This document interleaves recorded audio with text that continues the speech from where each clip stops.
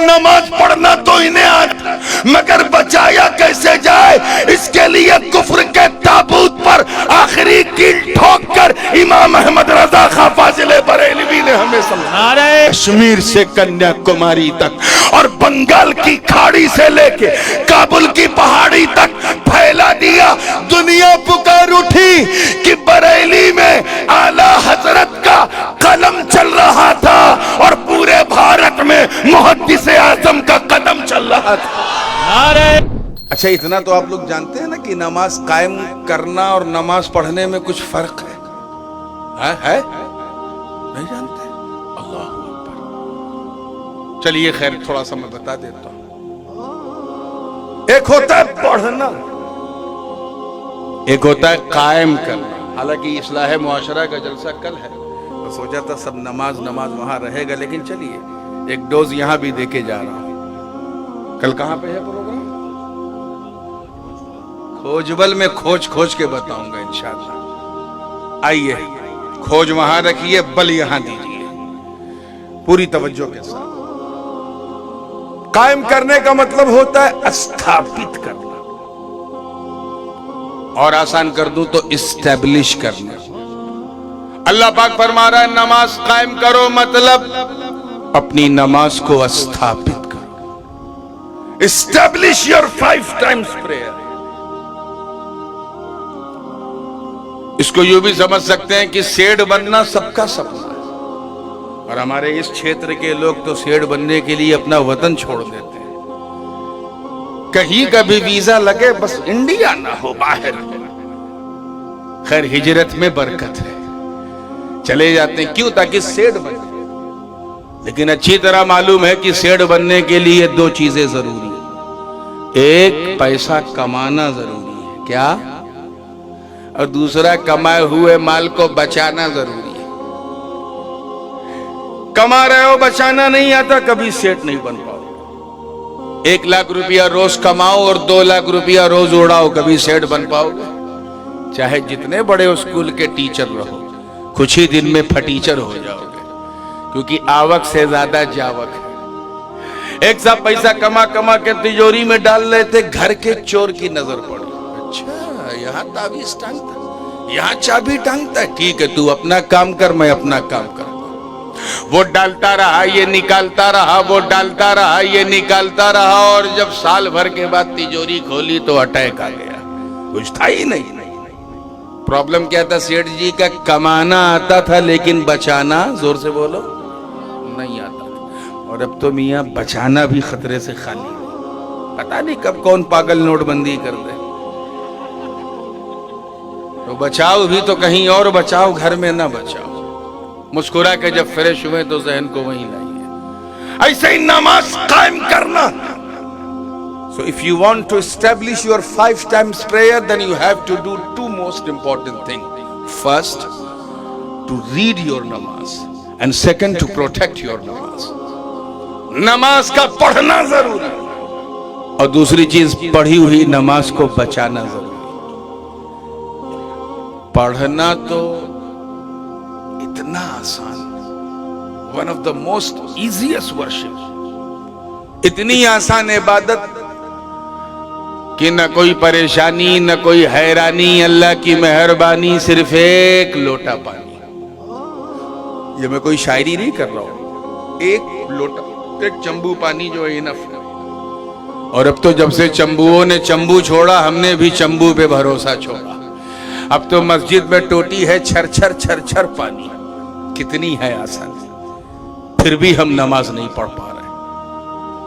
اتنی آسان عبادت، حد سے زیادہ آسان عبادت۔ سکون کے ساتھ نیت باندھ کے کھڑے ہو کے پڑھ لو، 1 پیسے کا خرچ نہیں۔ زکوٰۃ تو پورا ٹیکس ہے، اس میں تو اچھا خاصا خرچ ہے۔ حج میں بھی پیسہ بہت لگ جاتا ہے، پوری عمر کی کمائی نکل جاتی ہے۔ روزے میں بھی خرچہ ہے، یہ بھجیے کا خرچہ، یہ ڈھوکلے کا خرچہ، یہ کھمن کا خرچہ، یہ پکوڑی کا خرچہ، یہ بسکٹ کا، یہ کباب کا۔ لیکن نماز ایسی عبادت ہے کہ بندہ ہو وہ بھی پڑھے، بندہ نواز ہو وہ بھی پڑھے۔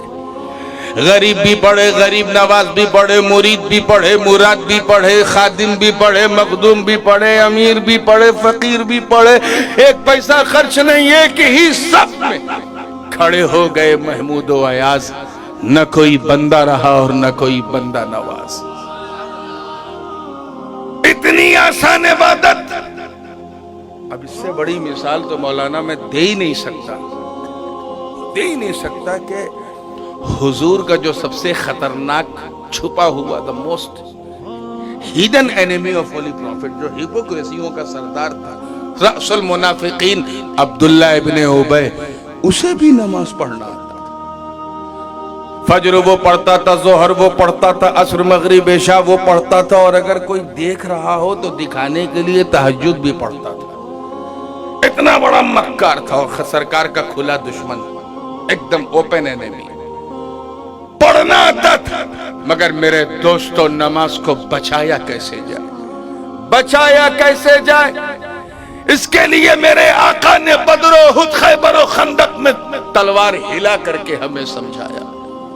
نماز پڑھنا تو اتنا آسان کہ منکرین زکوٰۃ کو بھی آتا تھا، مگر نماز کو بچایا کیسے جائے؟ صدیق اکبر کے کردار نے ہمیں سمجھایا۔ نماز پڑھنا تو اتنا آسان کہ سبائیوں اور بلوائیوں کو بھی آتا تھا، مگر نماز کو بچایا کیسے جائے؟ فاروق اعظم اور عثمان ذی النورین کے بہتے ہوئے لہو نے ہمیں سمجھایا۔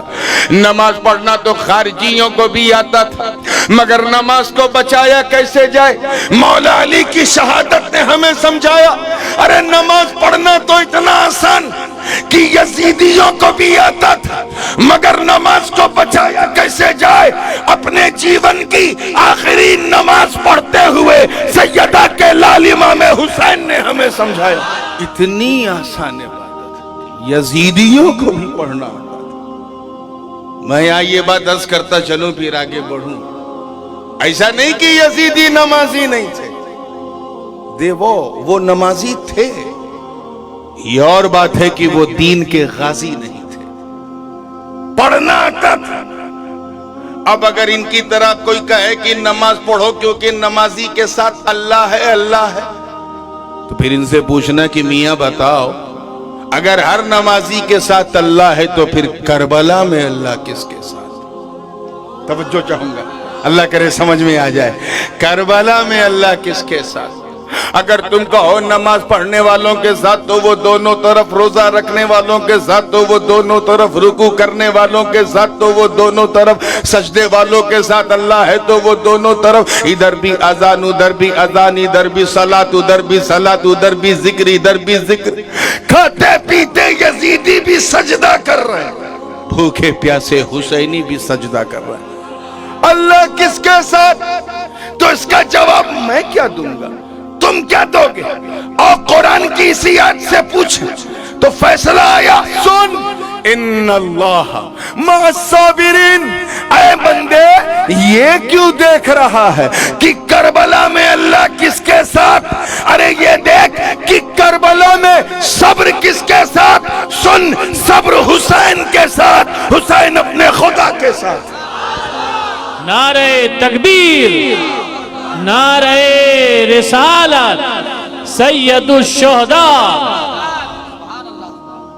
نماز پڑھنا اتنا آسان کہ خارجیوں کو بھی آتا تھا، رافضیوں کو بھی آتا تھا، نیچریوں کو بھی آتا تھا، فلسفیوں کو بھی آتا تھا، مامونیوں کو بھی آتا تھا، قدریوں کو بھی آتا تھا، جبریوں کو بھی آتا تھا، جہمیوں کو بھی آتا تھا، ملحدوں کو بھی آتا تھا، لیکن نماز کو بچایا کیسے جائے؟ اس کے لیے غوث اعظم نے گیلان چھوڑ دیا اور بغداد کو اپنا مدینہ بنا لیا۔ بچایا کیسے جائے؟ اس کے لیے غریب نواز نے سنجر کو چھوڑ کر اجمیر کے پنجر کو اپنا سنجر بنا لیا۔ بچایا کیسے جائے؟ اس کے لیے مخدوم اشرف جہانگیر سمنانی نے راج پاٹ کو تیاگ کر کے، سمنا کے سلطنت کو لات مار کے کچھوچے کو اپنا سمنان بنا لیا۔ پڑھنا تو اتنا آسان کہ انہیں بھی آتا ہے۔ اب میں ان کا نام لے کے بلا وجہ اپنے منہ کا وضو کیوں خراب کروں؟ نماز کے لیے یہ لوگ شہر شہر نگر نگر گلی گلی گاؤں گاؤں جا کے کاؤں کاؤں کریں گے. اور جب پوچھو ملا جی کنٹھاریا سے آ رہے ہیں؟ ہاں ہاں پڑھنا آتا ہے؟ جی ہاں آتا ہے. بچایا کیسے؟ ابا نے بچانا کہاں سکھایا؟ گرو جی نے بچانا سکھایا اور تب نہ بچایا. ابلیس کو بھی تو پڑھنا آتا تھا، بچانے میں اٹکا ہوا. 6 کروڑ برس تک اللہ کی عبادت کیا، پڑھنے کا نام آیا تو 6 کروڑ برس تک اللہ کی عبادت. ایسا پکا موحد تھا. لیکن جب کہا گیا آدم کا سجدہ تعظیمی بجا لاؤ تو اکڑ گیا.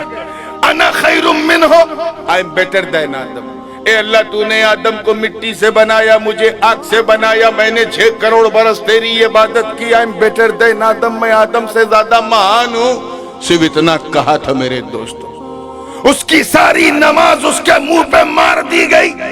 آواز آئی فخرج فإنک رجیم وإن علیک اللعنۃ الی یوم الدین. نکل جنت سے، تو جہنمی ہے اور قیامت تک تجھ پر لعنتیں برستی رہیں گی. نماز منہ پہ مار دی. کیوں؟ نبی کی توہین کی وجہ سے. جھکنے سے اس نے انکار کیا، منہ پہ مار دی گئی. یہ بھی نبی کی توہین کرتے ہیں. ذرا دیکھ، نبی کی توہین کرنے والا اگر جنت میں رہتا اللہ نکال کے باہر کر دیتا. ارے ان سے پوچھو، یہ تو پہلے سے باہر ہیں، اندر جائیں گے کیسے؟ نبی کی تعظیم سے اسے بھی انکار، انہیں بھی انکار. یعنی جہاں اس کا اقرار تھا وہاں ان کا بھی اقرار ہے، جہاں اس کا انکار وہاں ان کا بھی انکار. تو جو اس کا ریزلٹ وہ ان کا بھی ریزلٹ. تو اس لیے ڈینجر زون میں مت جاؤ. یہ ابلیسی توحید ہمیں بالکل پسند نہیں ہے، مردود ہے. وہ انسان موحد ہے ہی نہیں جو لا الہ الا اللہ کے ساتھ محمد رسول اللہ نہ کہے. توجہ چاہوں گا، زندگی کے ساتھ دیکھیے گا. پڑھنا اتنا آسان کینے آتا، مگر میرے دوستوں نماز کو بچایا کیسے جائے؟ دیکھیے گا بچایا کیسے جائے. اس کے لیے امام فضل حق خیر آبادی چشتی رحمت اللہ علیہ نے ہاتھوں میں ہتھکڑیاں، پاؤں میں بیڑیاں پہن پہن کے ہمیں بتایا نماز کو بچایا کیسے جائے. اس کے لیے مفتی ہند حضرت قاضی صدر الدین آزردہ نے دہلی کی جامع مسجد کے ممبر پہ کھڑے ہو کے قتل کا فتویٰ دے کے ہمیں سمجھایا نماز کو بچایا کیسے جائے. اس کے لیے امام عبد القادر بدایونی نے شاہ اسماعیل دہلوی کی تکفیر کر کے ہمیں سمجھایا. پڑھنا تو انہیں آتا تھا مگر نماز کو بچایا کیسے جائے. اس کے لیے حضرت غلام دستگیر قصوری نے آج سے تقریباً 150 سال پہلے پاکستان بہاولپور میں پہلا دیوبندیوں سے مناظرہ کر کے ہمیں سمجھایا نماز کو بچایا کیسے جائے. اس کے لیے عبدالسمیع رائے پوری چشتی رحمت اللہ علیہ نے انوار ساتحہ در ثبوت میلاد و فاتحہ لکھ کے ہمیں سمجھایا. ارے نماز پڑھنا تو انہیں آتا تھا مگر بچایا کیسے جائے. اس کے لیے کفر کے تابوت پر آخری کیل ٹھوک کر امام احمد رضا خان فاضل بریلوی نے ہمیں سمجھایا. فکر امام احمد رضا بریلی کی 4 دیواری میں گونج رہی. اعلیٰ حضرت نے تو زندگی میں صرف 7-8 سفر کیے تھے. آخر اس فکر کو جو امام عبد القادر بدایونی کی، جو امام فضل حق خیر آبادی کی امانت مفتی صدر الدین آزردہ کی خدمت کا نتیجہ تھی، وہ فکر رضا جو بریلی میں گھوم رہی تھی، بڑا ضروری تھا کہ اس فکر کو پورا بھارت جان جائے. بنگالی بھی جان جائے، پنجابی بھی جان جائے، اڑیا بولنے والا، تیلگو بولنے والا، ملیالم بولنے والا، کنڑا بولنے والا بھی جان جائے، مراٹھی بولنے والا، گجراتی بولنے والا، کاٹھیاواڑی بولنے والا، کچھی بولنے والا، سندھی بولنے والا، بلوچی بولنے والا، پشتو بولنے والا. اس کو ہندی بھی جان جائے، سندھی بھی جان جائے، گنگا جمنا کے کنارے رہنے والے بھی جان جائے. مگر کیسے؟ اس کے لیے ایک مرد آہن کو چنا گیا. امام احمد رضا کی درسگاہ کا تربیت یافتہ ایک شیر ببر چنا گیا. ایک ایسے بطلِ جلیل کو چنا گیا جس کی آنکھوں میں مصطفیٰ کا نور، جس کے جسم کے اندر علی کا خون، فاطمہ کا دودھ، غوث اعظم کا ڈی این اے، اور گلے میں غریب نواز کی ارادت کا پندہ پٹا، اور سر پہ مخدوم اشرف کا تاج سلطانی پہن کر کے وہ نکل پڑا۔ جو فکر بریلی کی حدود تک محدود تھی اسے کشمیر سے کنیا کماری تک اور بنگال کی کھاڑی سے لے کے کابل کی پہاڑی تک پھیلا دیا۔ دنیا پکار اٹھی کہ بریلی میں اعلی حضرت کا قلم چل رہا تھا اور پورے بھارت میں محدث اعظم کا قدم چل رہا تھا۔ اسی فکر سید جو ہندوستان کی حدود تک محدود تھی اسے امریکہ سے لے کے آسٹریلیا تک، یورپ سے لے کے افریقہ کے جنگلوں تک، محدث اعظم کے چمن کے دو گلاب ایسا پھیلا دیا کہ ہر طرف مدنی ہاشمی رنگ چھا گیا۔ دنیا پکار اٹھی کہ ان دو بھائیوں کے قدم بڑھتے گئے، دنیا سمٹتی گئی۔ بات پہ بات نکل جائے گی تو جس موضوع پہ میں بول رہا ہوں اس پہ آئی نہیں رہا ہوں، یہ حالانکہ کل کا حصہ تھا، اصلاح معاشرہ، لیکن میں اس میں بھی اینٹی بایوٹک ڈال دیتا ہوں۔ کیا کروں، یہ بھی ہمارے ڈی این اے میں۔ آئیے مسکرا کے جب فریش ہوئے ہیں تو آگے بڑھنے سے پہلے آپ کا بھی من مچل رہا ہوگا یہ جاننے کے لیے کہ حضرت انشاءاللہ ہم نماز پڑھیں گے تو ہمیں بتائیے کہ قائم کیسے کی جاتی ہے۔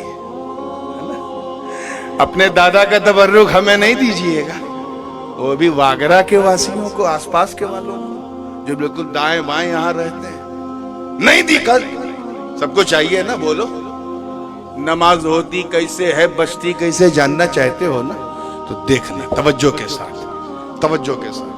پسچم کی طرح مولانا سامنے ہے نا، چلیے میں قبلہ کی طرف دیکھوں، آپ اپنے قبلہ یعنی میری طرف دیکھیں، توجہ۔ اگر میں ادھر منہ کروں اور نماز پڑھوں ہوگی ادھر، مجھے ادھر ہی منہ کرنا پڑے گا، توجہ۔